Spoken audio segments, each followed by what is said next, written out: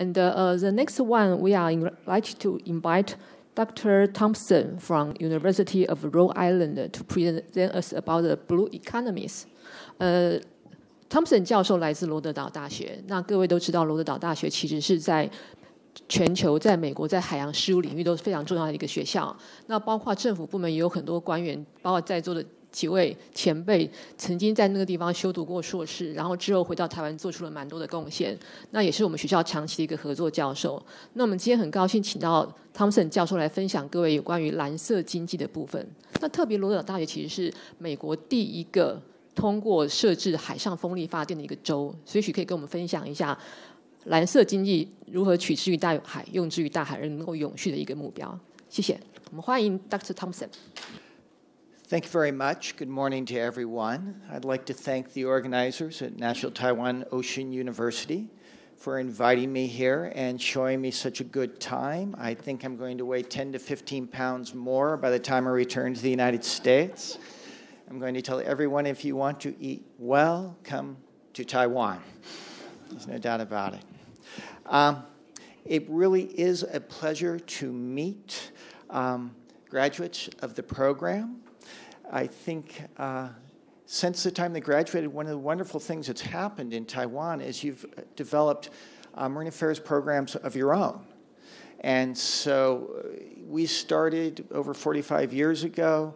We have sent students back to their countries around the world, but it's very important that every country develop the capacity to train individuals in marine policy in their own countries, and that's why this type of conference is so wonderful as well.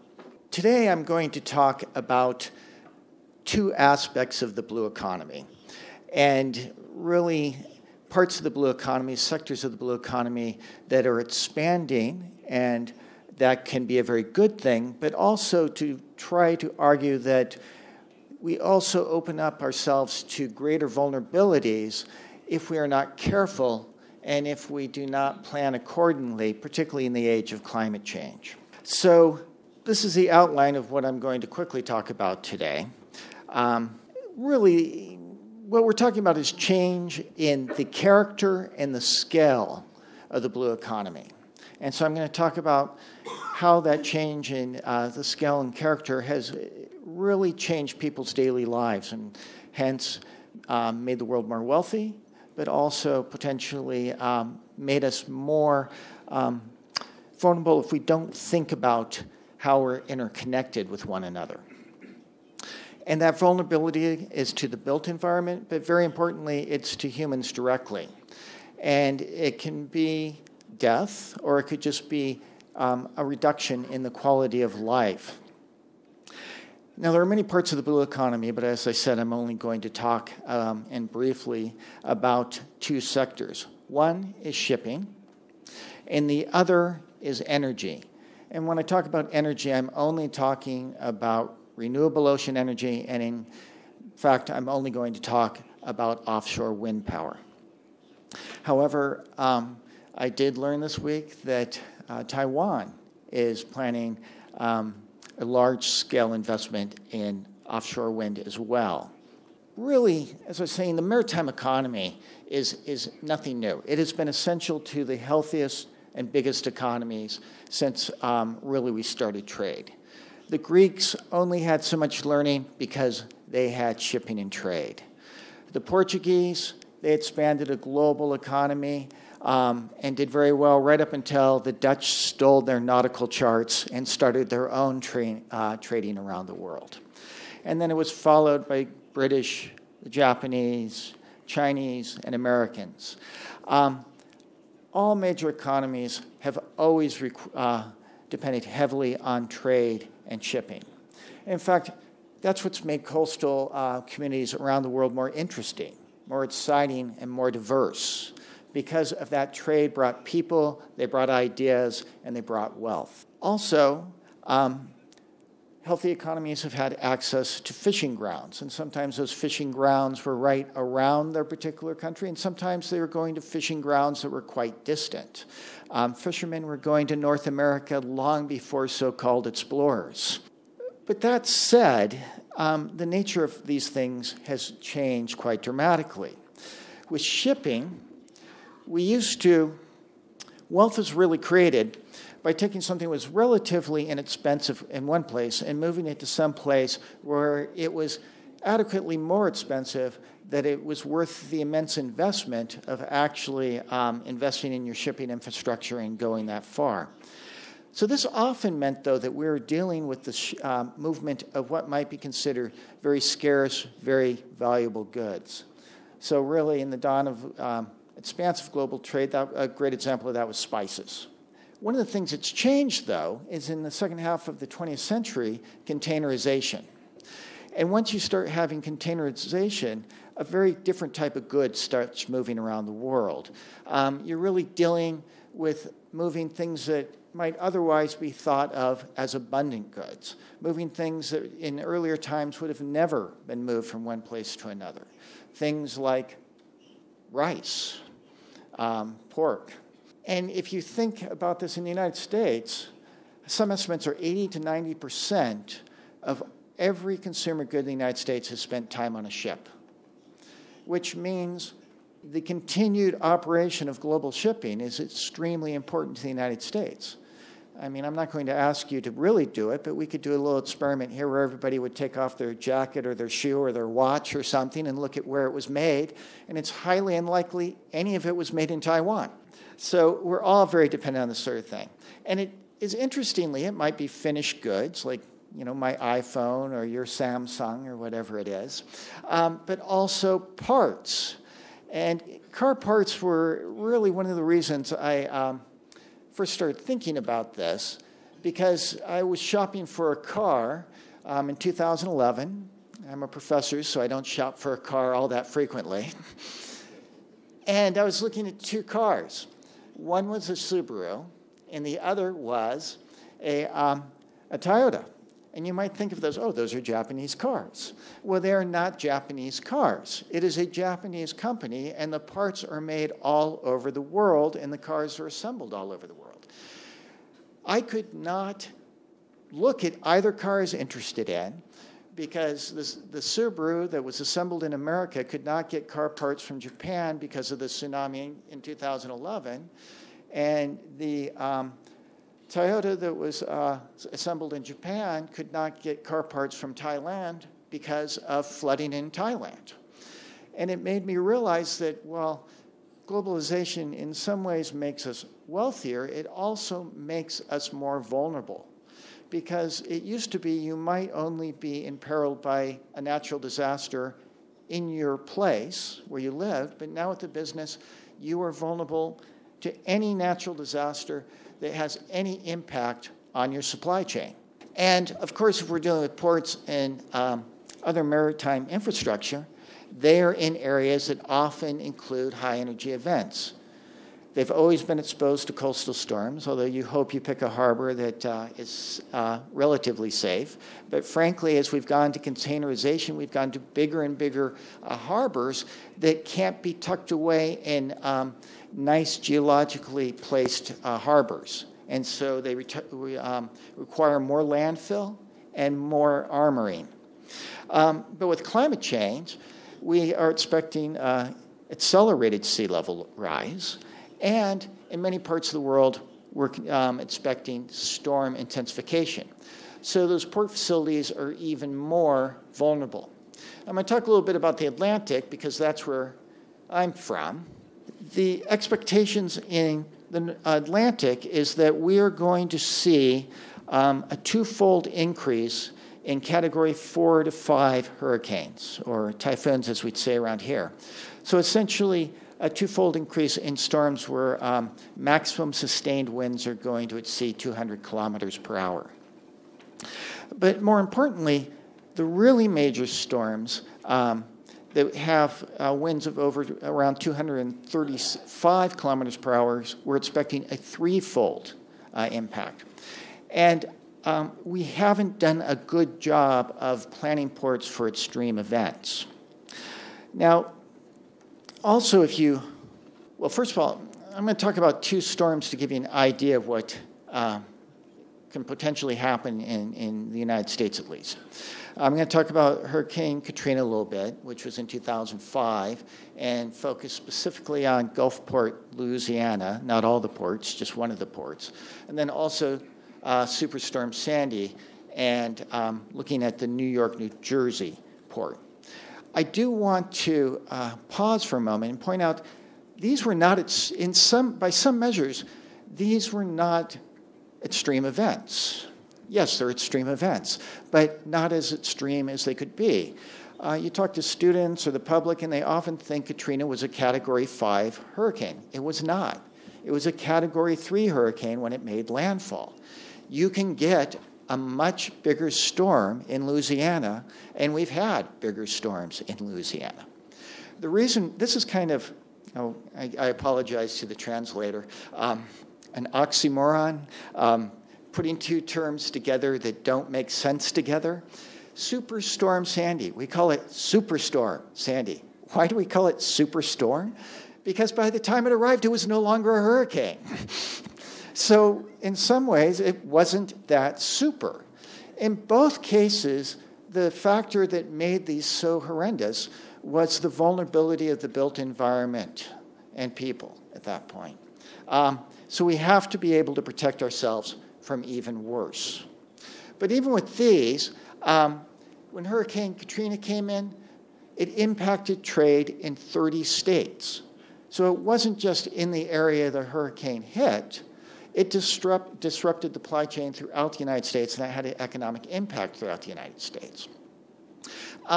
Gas prices never recovered in the United States. It caused $17 billion of damage to the ports of just southern Louisiana, destroying cranes, but also the other infrastructure that comes along that. Your roads, your railways, ports have to be on the coastline, but so does the connecting infrastructure. And if you can't get them to the broader, to that infrastructure, you cannot get goods in and out from the larger continent. $80 billion of damage to the region. That would really pretty much just be Louisiana and Mississippi. To the port of Gulfport, which I'm going to spend a little bit of time talking about, it did $51 million in direct damage. And for a year later, its trade was still down 70%, which was a big impact to the economy. Now, one of the problems with natural hazards in general is we learn as a species by trial and error. Something happens, we analyze it, and we adjust. These are infrequent occurrences, so we have very few learning opportunities. Frankly, I've mentioned to another people, Taiwan is better at dealing with typhoons than the United States is at dealing with hurricanes because you have more opportunities to learn. And you have done a good job. Your electrical grid is far less vulnerable than our electrical grid. So after Hurricane Katrina, everybody was very excited about making improvements. So they decided that they were going to spend $140 million elevating the entire port. Now, this is a huge task because there is no elevation in Louisiana. So bringing this material up, dredging, was going to be a huge undertaking. They were going to lift the port and the connecting infrastructure to the extent of the floodplain so it could withstand another Katrina. Not the biggest storm that might happen, just another Katrina. Well, it's required a lot of reports. It required a lot of time. The sad story is what actually happened is the money got diverted to dredge the channel, the navigation channel, deeper so that they would be prepared for the deepening of the Panama Canal and the new super tankers that are coming in. So the moral here is not only did they not mitigate to protect the port, they're actually trying to increase the size of the port. So you'll have more vulnerability there if you had the same type of event in the future. Now, Superstorm Sandy, the port of New York, New Jersey, is the largest port on the East Coast. The largest ports in America are on the West Coast because, as you all know, most stuff is made in Asia at this point. So we're getting so many things. But nonetheless, it's the biggest on the East Coast, and it's immensely important. It handles about 5.5 million shipping containers per year, all of which spend time in the floodplain. About 750,000 automobiles and a little under 40 million tons of bulk cargo. So the combined value of all that is a little over $2 billion US. It supports, by some estimates, through multiplier effects, up to 500,000 regional jobs. Even in an area like this where you have millions of people living, that's a huge economic impact, or engine, I should say. So what happened? We had winds of 90 knots, storm surge up to about 4.5 meters, and not surprisingly, well, actually, I shouldn't say it. It was kind of surprising because what the response was based on the models which said this was going to be a wind event and not a flooding event. So the precautions were to take the containers, put them down where they'll be less susceptible to wind, and ironically, they were more susceptible to flooding. And I bring that up because we should not have too much confidence in our models. You actually need to have a margin of error involved. Severely damaging the waterside infrastructure, the berths, the piers, but very importantly, nothing modern runs without electricity. And so when the stormwater came in, most electrical was at a little bit above sea level, just the height of the bulkheads, and all of that got damaged. So you had to do massive repairs on the electrical system before you could get the port up again. The cranes themselves were damaged. The fuel systems were damaged. The cranes are kind of interesting in themselves because they're operated by electric motors. The electric motors were down at the lowest level, so they were easy to work on. If they had been raised up at a higher level, they would have been fine. So where does this take us? Well, recently, the department did a survey of the major ports around the world, the ones that belong to the two largest port associations. And we received responses from 93 of those ports. Well, the good news was that 81% of those ports recognized that climate change was something that the port needed to address. The sad news was almost a third of them really didn't feel like they knew enough to do anything. And in fact, if you're really talking about climate change, they weren't doing anything at least within the next 10 years. A quick, easy way to read this is if you look below green, nothing is happening that's good. The brown is saying, oh, yes, we are doing things to upgrade our berths, our quays, the terminals, to adjust to the 100-year flood event. The 100-year flood event is not a rational way to make decisions. It is something that was pulled out because we all have 10 fingers. We like round numbers, and 10 would be too short, and 100 seemed about right. It isn't based on a benefit-cost analysis. It isn't looking at what type of investment should we make in mitigation, what would we potentially save based on the probability of an event. It is almost always too little. So if you look at the green, those are people who are trying to do something that goes beyond the 100-year flood event, but not necessarily for flooding. That was a timer. If you looked at their planning process, only 4% actually had a plan to deal with adaptation.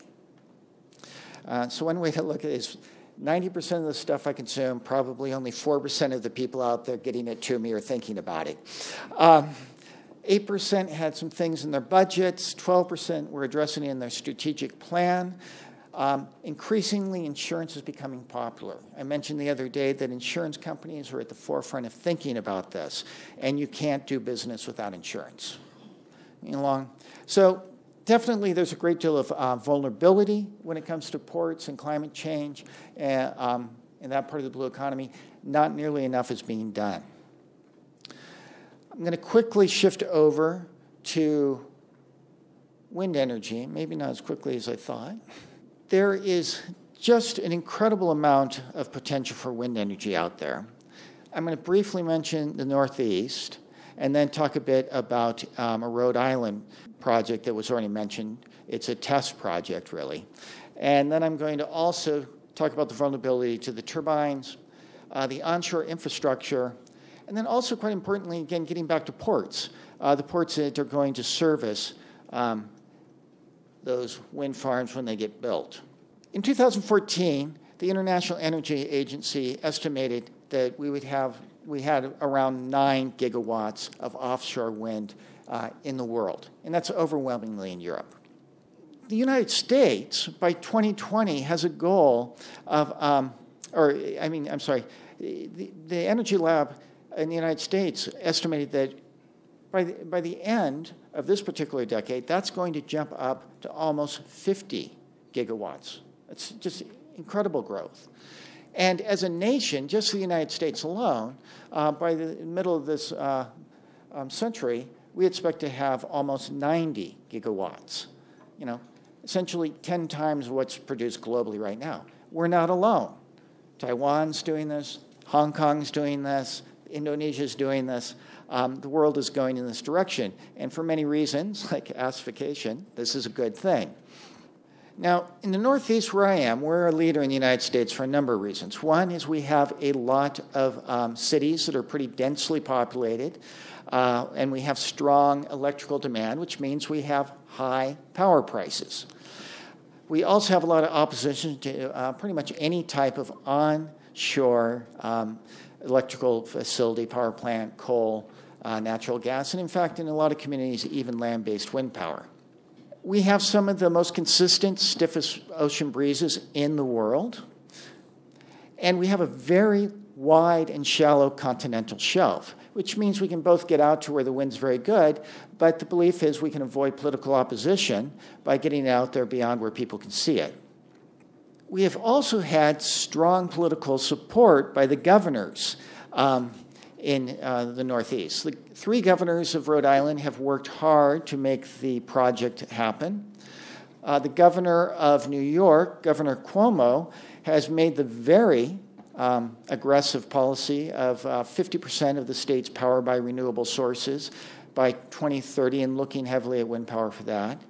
The governor of Massachusetts has actually said that the state needs to buy 1.5 gigawatts of energy from offshore wind farms, even though there's none for sale at this point in time.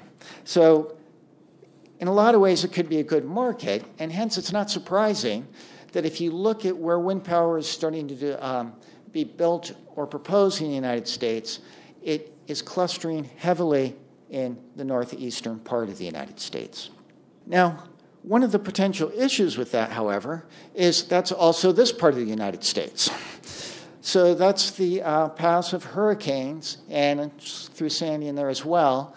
And you can see that while we have that consistent wind that's very good for power, we also have extreme events. Now, most of the experience is with European wind turbines, and in the North Sea, where you do not have as extreme events, although you can have very extreme events, but not as extreme, they've experienced monopile failures, they've experienced failures of the foundations, the turbines themselves have failed at times, sometimes spectacularly, and underwater cables have failed. I want to make it clear, all of these were designed not to fail. And yet they failed under circumstances they were designed to be able to withstand. So we have much stronger storms than they do. So with that in mind, I'm going to shift to Block Island. This is a test facility of 6 turbines. They just finished putting on the blades last month. It's supposed to come online after testing probably around the beginning of October. It is in anticipation of building another wind farm between Massachusetts and Rhode Island, although really in federal waters, which would have 300 to 400 turbines. And there you can see it from offshore. You can see Rhode Island and where the cable needs to go. The design of this is that the foundations are built for the 1,000-year flood event. So that's showing a willingness to over-engineer the foundations. However, the turbines themselves are only designed for a Category 3 hurricane, almost 200 kilometers per hour. So there is no design excess if they fail to meet that standard or if the actual winds are higher. we really have no actual real-life experience with the hurricanes, and that's why it's a good thing to have a test facility. But once again, these are very rare events, so it's unlikely we're even going to be able to get any real winds like that before we launch the larger facility. Well, one of the things that the proponents are saying is, well, the turbines are easy to repair. So it really isn't a problem if we lose some turbines because it's a quick fix. But that completely overlooks the issue of whether after a major hurricane you will have the capacity to repair them. You need specialized port facilities and you need specialized boats to work on these, which you tend to keep in the same area that would get hit by the hurricane. So if you lose those, it isn't like when we lose power on land and we can easily bring in the same type of equipment from all over the country. We are going to be in a very serious situation unless we invest in excess capacity. The cable, the plans now are to have a single cable come ashore because that's cheaper rather than having any type of redundancy. The cable did not actually reach its design depths because we have a lot of surface geology in Rhode Island and right offshore, and it was too expensive to drill into the granite at that point. The onshore infrastructure is all going to be in the way of a hurricane. So if we get 50% of our power from this type of wind farm in Rhode Island, we might have 50% of our power down for an extended period of time. And I think overall, we have not spent enough time really studying the potential vulnerabilities of increased dependency. It's not wrong to be increasingly dependent on renewable energy. Of course it isn't. But it's reckless not to really consider the vulnerabilities and how we can mitigate those. So some of my concluding thoughts here are, we need ports. There's no doubt about it. And we need renewable energy. But we have to think more about how our interconnectedness can both bring us together and create joint vulnerability and how we can plan about that. The United Nations is really starting to look into the port vulnerability, and I think that's a very, very good thing. We need renewable energy. So I think what we also need is we need humility and caution. We need, when we are dealing with as much force as the earth can throw at us, we need to think about what happens when we're wrong, and then think about whether we really need to, and think about the complexity of the system instead of just each particular location. And then we need to be willing to invest more than we're investing. So for example, when we're dealing with the turbines, spend more money on ones that are harder to break than ones that are easier to fix. If we're dealing with ports, and particularly ones that are servicing our wind farms, spend the extra money to get them up to the storm that we think can't happen. This willingness to invest in redundancy, even though it increased cost. In engineering, historically, we've often invested in redundancy, and really that's something we lost in the 20th century in many cases. Particularly when we're dealing with wind development, at least in the United States, these are private companies that are investing, and they're in a market. So they have an incentive to try to reduce their operation costs. So it's understandable that they don't want things like redundancy. However, this is a regulated market, and hence the state governments can allow pricing in a way that makes it affordable. You know, it's another externality, and this has been a problem with pricing of energy, and I would argue that, once again, this is a problem with the pricing of energy that we're not taking into consideration. So with that, I would like to say thank you very much.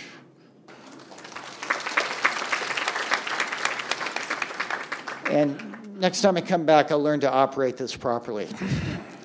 Thank you, Robert, for your wonderful presentation. And there's 2 points, one about the port, the other about the renewable energies.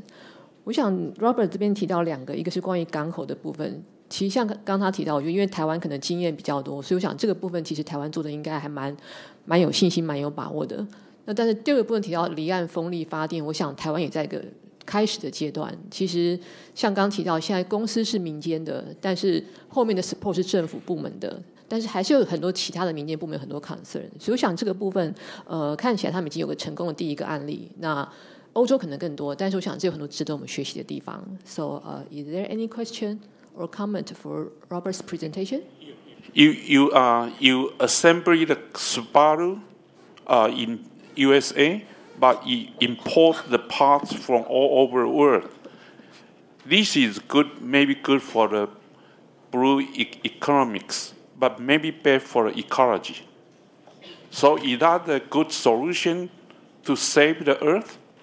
The absolutely correct statement was that the turbines that were installed in the United States were produced in Europe. Europe already has the facilities.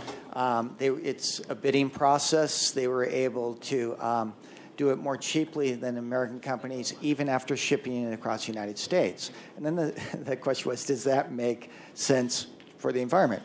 The answer is no. I would say it doesn't. And everybody recognizes that if the United States is going to scale up, that it needs to develop the infrastructure and the expertise to do this. This is why it's absolutely the right time, as we develop our facilities, to think about the vulnerability of those facilities. They will be brand new facilities. So, for example, and hopefully this will not get back to the governor of my state, if I were to develop the facilities in New England, I would actually do them in New Bedford, Massachusetts, because it already has a pre-existing hurricane barrier that could be cheaply elevated. And all of those facilities that I think are so important to protect could be protected behind the hurricane barrier, or at least they have a much better chance. And also, you have the double redundancy that you could move some of the equipment through the Cape Cod Canal to the other side of Cape Cod, where you would get the natural defenses of the Cape Cod. Well, it's a glacial moraine that sits out there of the ocean. So one of the problems in the United States is Rhode Island wants the economic development. They want the taxes. If you think about things like the environment and vulnerability, it would actually make more sense for it to go to Massachusetts. So often that's a reason why the federal government should step in and be heavily involved in the development of wind power on a regional level. And we already have the Northeast Regional Ocean Planning Board. So we do things like that in New England. It would be a great place to try to get together and agree on how we will develop the necessary infrastructure to create our own industry. Okay, Robert, thank you for your answer.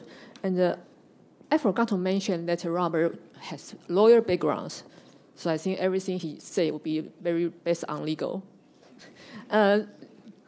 另外一件事情补充一下，就是目前罗德岛大学其实跟印尼政府有合作，所以他们有在印尼开班，帮他们的海洋渔业部针对他们高级官员授课，告诉他们一些海洋事务的管理的部分。那我这边特别提呢，是想到刚提到说，我们有一些官员曾经到罗德岛去受训过。那我想在座有一些重要的海洋部门，如果你们有兴趣的话，其实也碰巧。汤姆教授这一年刚好是休假，所以各位可以有机会邀请他到台湾来开班授课。我想他应该会很乐意为了台湾的食物回来的。